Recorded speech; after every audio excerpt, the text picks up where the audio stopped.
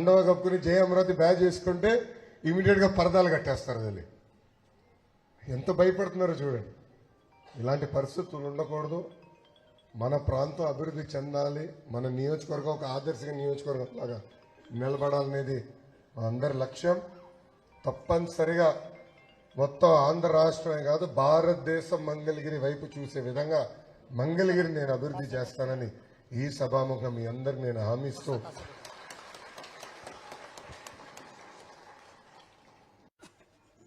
నిరుపేద కుటుంబాలకు ఇస్తాం జరిగింది.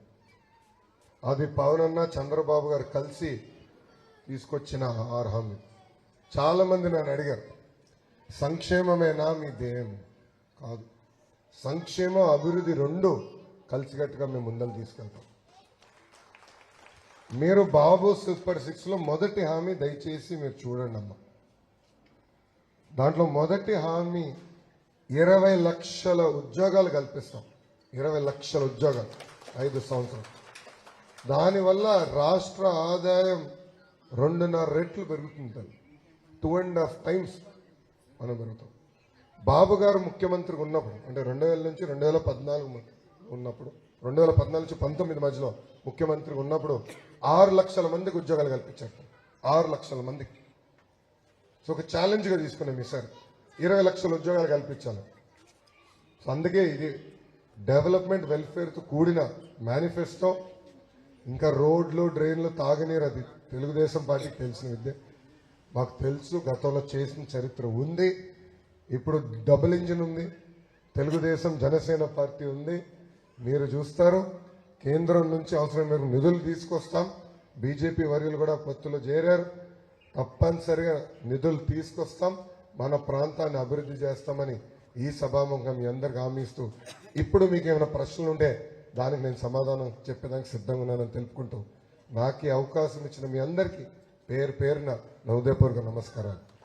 తెలివితేటలన్నీ పక్క రాష్ట్రాలకు వెళ్ళిపోతున్నాయండి. మన రాష్ట్రంలో మన బిడ్డలు మన దగ్గర ఉండలేదంటే మన రాజధాని మనకు ఉంటుంది, మీ ఉద్యోగాలు మీకు ఇక్కడే ఉంటాయి దగ్గర, అంటే మన ఏపీలోనే ఉండా. 19లో ఏం జరిగిందో ఒకసారి ఆలోచిద్దాం.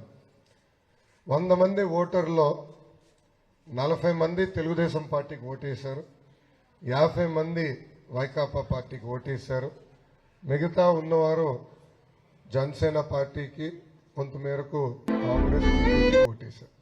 అంటే తెలుగుదేశం పార్టీకి వైకాపాకి మధ్యలో ఉన్న తేడా 10 మంది ఓటర్లు 100 మందిలో. సో నేను అందరికి చెప్తా, 100కి 100% మనం మార్చాలంటే అది అసాధ్యం. కానీ 100 మందిలో 10 మంది మనం మార్చితే 1 సైడెడ్ ఎలక్షన్ జరుగుతుంది. ఇప్పుడు జనసేన పార్టీ అధినేత పవన్ అన్న కూడా వ్యతిరేక ఓటు చీలకూడదు, కలిసికట్టుగా ఉండాలి అనే లక్ష్యంతోనే పొత్తు ఏర్పాటు చేసుకున్నాం. దానికి మేము కట్టుబడి ఉన్నాం. మీకు ఎలాంటి సందేహం అవసరం లేదు. రేపు రాబోయేది ఆంధ్ర రాష్ట్రంలో ఎన్డీఏ ప్రభుత్వం, దాంట్లో ఎలాంటి సెకండ్ థాట్ లేదు. ముందు కూడా మేము కలిసికట్టుగా వెళ్తాం. మా అందరి లక్ష్యం ఒకటే, ఆంధ్ర రాష్ట్రం అభివృద్ధి చెందాలి, మన పిల్లలకి ఇక్కడనే ఉద్యోగాలు, ఉపాధి రావాలి. దానికి అహర్నిశలు మేము కష్టపడతాం. ఆయనకి డబ్బులు అంటే అది గిట్టదు, పట్టించుకోడు. ఆయన వాస్తవం చెప్పాలని పట్టించుకోడు.